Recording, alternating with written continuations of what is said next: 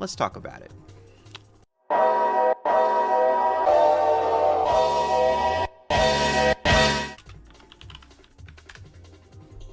Tatsuki Fujimoto.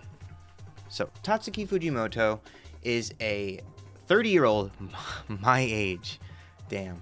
He's a 30-year-old manga artist. He's won a few awards in there. Chainsaw Man is his most famous work. He does have some preceding work.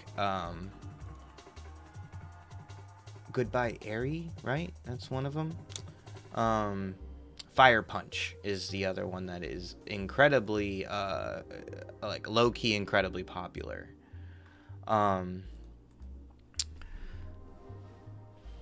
It's Morbin time. Chainsaw Man is incredible. It's an incredible show for a lot of reasons. It is, at its surface, especially in the beginning, it seems to be hammering home this idea. What I think it's easy to take at face value. It's as just silly, you know. It's like, oh, his main motivation is to touch some boobs. But if you listen to the OP and you get further into the story, you know that is not the case. That is not really his motivation. Think of that as obviously like someone's motivation when they say, oh, like, you know, I just want to make a lot of money. And it's like, okay, well, why do you want to make a lot of money? And they're like, oh, well, like I can't afford healthcare and I really need that. And you're like, oh, okay, so you just really want to be healthy. Like, there's so many underlying factors, right, that create someone's need for something. And this is a person whose dad died, saddling him with lifelong debt. He gave away his body parts and his living, and the only bright spot in it was his pet dog, something I can appreciate, okay? And as a result, all you get is this just absolutely heart-wrenching implication that this is a person who is alone, thoroughly alone, and has been alone probably his whole life. And all he's looking for, and he's never been socialized, like they talk about it, he's never really been socialized. He's lived as basically a surviving animal. And so it is a fascinating story, really, of this guy who is outwardly showing all I want to do is fill my fucking face with jam, toast, and titties. And yeah, it sounds lame to say, but it's deeper than that, bro. It is deeper than that. And I think it's kind of a testament to the story itself that people are immediately getting taken in, despite some of the more cringy but hilarious in some ways fan service. That if you don't know any better, you're like, wow, this is exactly what anime sounds like. But yeah, there's just a lot more going on. One thing I really love about it, right, is this idea that there are people on the show, the devils, people, but there is also an exploration of who has humanity. Does power have humanity? All right, do devils have humanity? Because Denji is a devil. He has humanity. He has things he wants, needs, and he has respect for other people's wants and needs. Not fully and not all the time, but that's very human. That's very human as well. So I think there is something in that, and the fact that devils in this world only exist because we allow them to exist. We create them. The most powerful fears create the most powerful devils. That's why things like death, which we haven't seen yet, but is probably just an absolutely mind-melting fear, right? War is one that is absolutely a mind-melting fear. Overwhelming power. I don't quite understand why it is that Chainsaw Man specifically is so powerful. I don't really ever think, even though I've read the manga and a couple of times now, I don't really understand. I think they just kind of hand wave it away personally, as to why chainsaws are such a powerful fear. But I think it is specifically Denji as basically a user channeling this symbiotic way of existing with devils that makes it work. You know, that makes it plausible that someone is stronger than just a base devil created purely by fear. That this union of his is not created by fear. You know, it is a union between him and Pochita created by love, respect, care for each other, the desire to see each other achieve their dreams. And Pochita didn't just simply say like, oh, I just can't wait till you touch some girl's titties. He said, no, I want to see what you do with life. I want to see what you do with existence. And sure, some of that is touching titties, which, fair, lots of people love to touch titties. You know, it is what it is. But his base thing is also sustenance. Literally, I just want enough food to exist. For someone who literally didn't know when their next meal was, that is arguably way more powerful. But now that he's got it, right, manipulatively, he's been given the only thing he really wanted. He hadn't allowed himself to even think about, am I going to touch some girl's boobs? Because he's too focused on literally, am I going to have my liver next week? Or am I going to have to give that away because of this debt? Am I going to be able to eat this month because all I have is $3? I'm sure I'll eat a lit cigarette in order to get $100. Like, yeah, it's just a shifting ideal of what does a person need in order to exist, right? What does a person need in order to exist? And then once they have that, what more can they want? What more can they need? Some people are contented. Once they have what they need, that's it. But then there's the exploration, right? Of, well, what if you get what you want and you want more? You want to grow on that. Like, okay, I have food. Great. I also now need a place to live. Well, they give him a place to live. Okay. Damn. That's like everything. Well, now what? Right? And now is connection. Like literally, like human connection. And to him, his biggest connection isn't with humans. It was with devils. Like, it's the thing that gives him continued life. So this idea that he's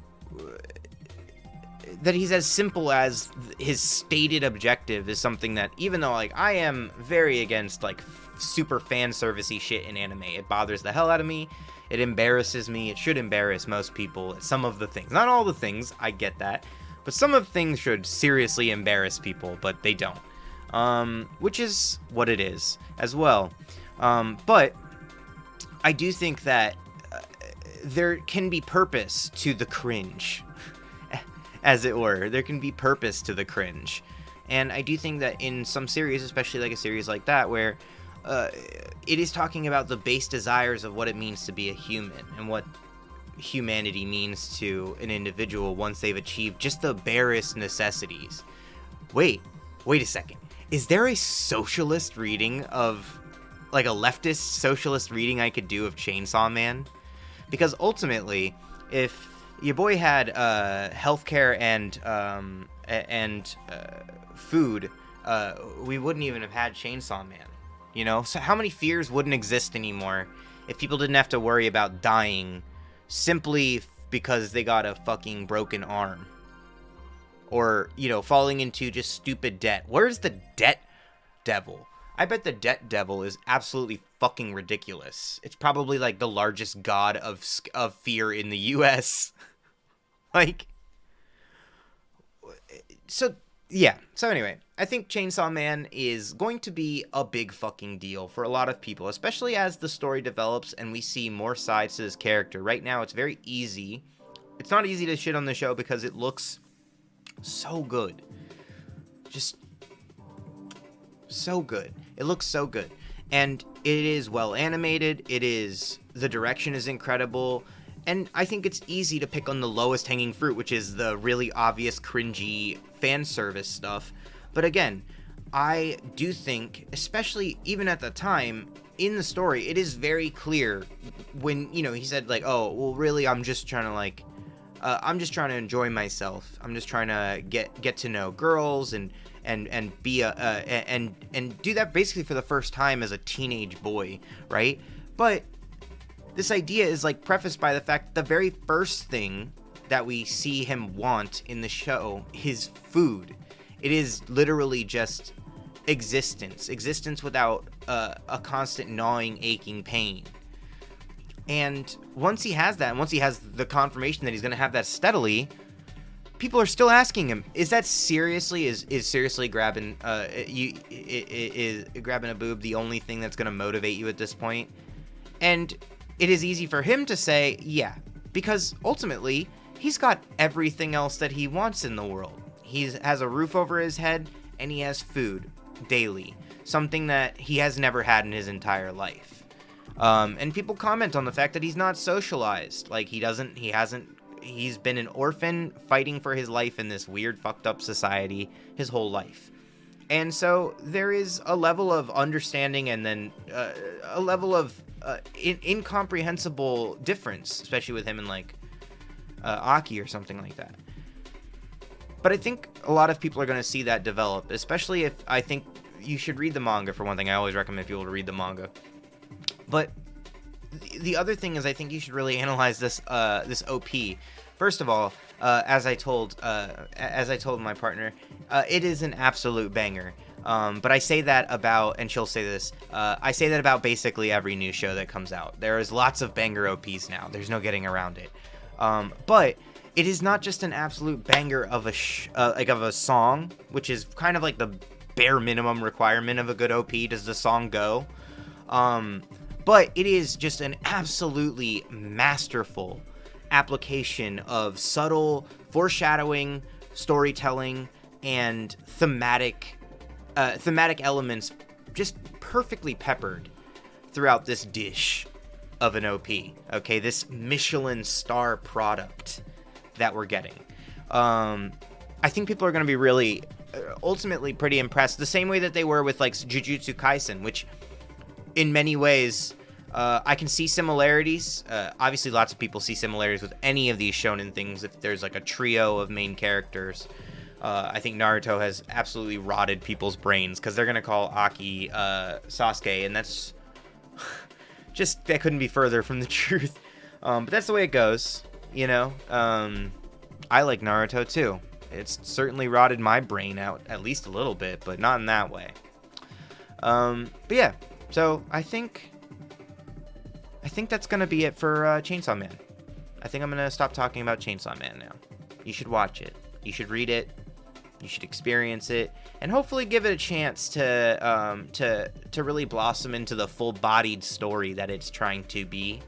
It is deeper than its initial impression, and I do think that even from this first 3 episodes, you could watch 3 episodes, and you can, if you're paying attention, see the depth lurking beneath these calm. No, they're not calm. They're really fucking brutal chainsaw-heavy waves, which is even more interesting in some way, because calm waters, right? You can kind of see you can kind of see just how deep certain things are, but when things are choppy, there's this, you can't even see past the surface level of what's going on. There's so much aggression, there's so much feeling, there's so much emotion, there's so much at play in these first 3 episodes. And it's kind of a bewildering pace from someone who, we spent a very good first episode, I feel like, watching this dude basically have give away pieces of himself, and now that he's become a devil, he's sort of whole, and he was only made whole by the love of a dog friend, which I appreciate. And if only for that, I think everyone should watch the show, because it does do the friendship of a dog justice appropriately. So on that note, hi. Oh, hi, Rogue. Hi, Flash. Come here. Yeah, come here. Oh. Okay. Alright. So that's it about Chainsaw Man. You should watch it. Oh, check out my Patreon if you want to see more. Thanks.